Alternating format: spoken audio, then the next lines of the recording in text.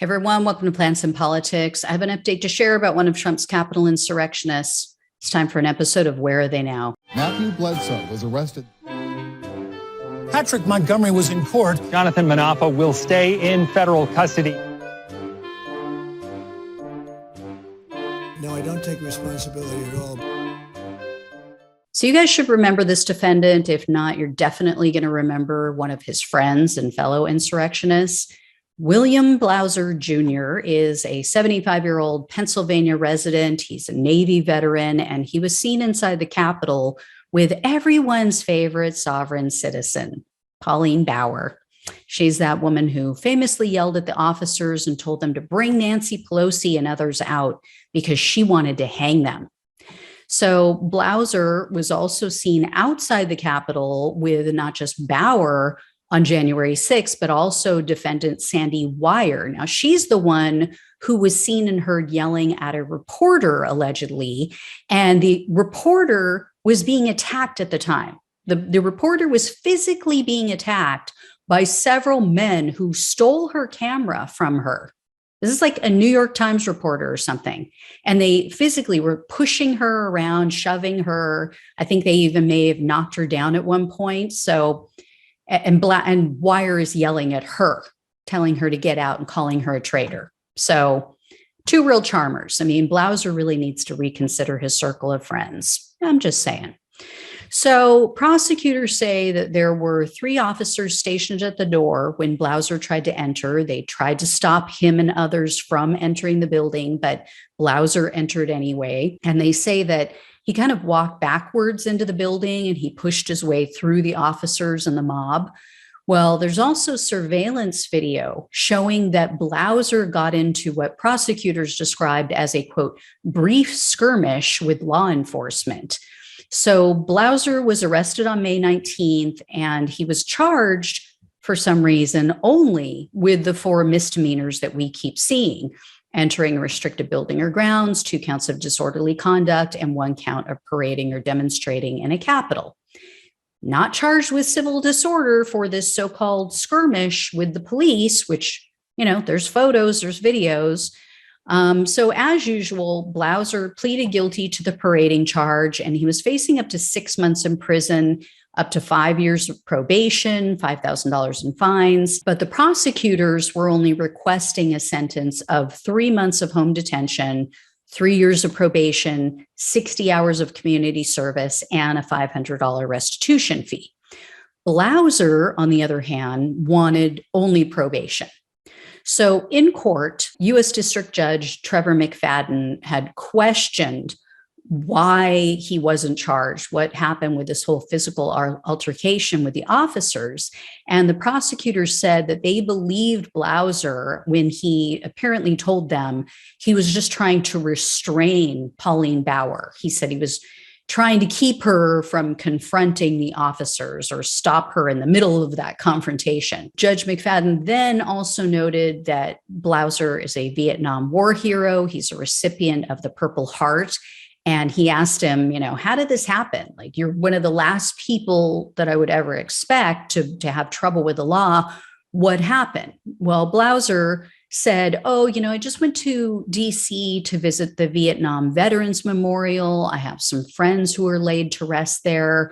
But he admitted that he never actually made it to the memorial. He never made it to their grave sites. He also said he wanted to see State Senator Doug Mastriano. He's a Republican. He's an election denier who has really tried to overturn the election in his state of Pennsylvania. And he made him out to be some sort of hero. So clearly his ideology hasn't changed, but yet he told the judge that he was, quote, very sorry and remorseful for what happened on January 6th. Seems like he's only sorry and remorseful that he got caught.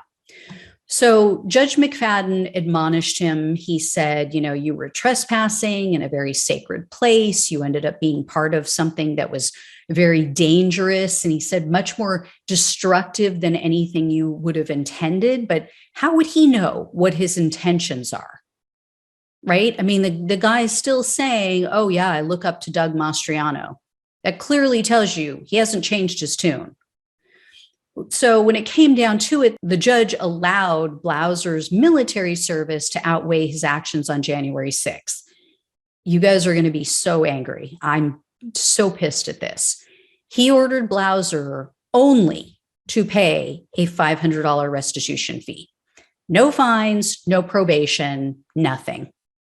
I mean, no home detention. You know, where other judges have noted that people with military service should be held to a higher standard, that they should even know more than the average person. They should have more respect for the Constitution and the transfer of power in this country. Instead, McFadden told Blauser, quote, "But for your long and unblemished record, this would be a very different sentence. We all make mistakes, and January 6th was yours. I'm confident you will not repeat it." How is he confident? What gives him confidence? This guy is still saying, oh yeah, I look up to the election denier who runs our state. Seriously? This is such bullshit. And you know, what would it hurt to give this man a sentence of probation or home detention? And this is why it really concerns me. And this one really pisses me off more than most others. This sentence now places Pauline Bauer in a better position to just walk or get a small fine. This takes away prosecutors' leverage in getting her to accept a plea deal. You know, so far, she's totally blown off the Justice Department. They've offered her plea deals, and she said, no, that's not acceptable. Now she can point to this ridiculous sentence and say, why should I receive a more stringent sentence than a guy who was with me in the Capitol? How can a judge or a jury justify giving her a prison sentence when they were together? Other than screaming at the officers and saying, you know, bring the lawmakers out here because we want to hang them. Other than that, her actions aren't any different. And presumably, she's going to use a First Amendment protected speech defense, right? She's going to say, that's my First Amendment protected right to say whatever I want. She's going to say, look at what happened with my friend. I'm really hoping I'm wrong. I pray that they can use all of her insanity in court as a countervailing argument and a reason to give her some prison time. I mean, she is in jail now, so more than likely they'll give her time served. But I just cannot imagine if she gets to walk with just a $500 fine like he has. And that's it. And really nothing on her record. These judges, they're going to regret it someday. Mark my words. So anyway, guys, thanks so much for watching and listening. Take care. I'll talk with you soon.